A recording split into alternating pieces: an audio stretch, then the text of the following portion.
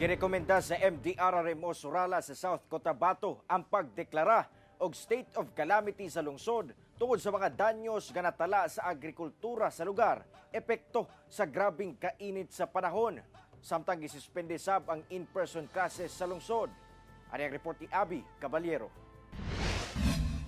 Ana-ana matud pa sa 900 hectares ka mga tanom sama sa palay, mais, kakao ug kape nga nagkantidad og 71.7 million pesos ang nadanyos tungod sa kainit sa panahon sa Surala, South Cotabato.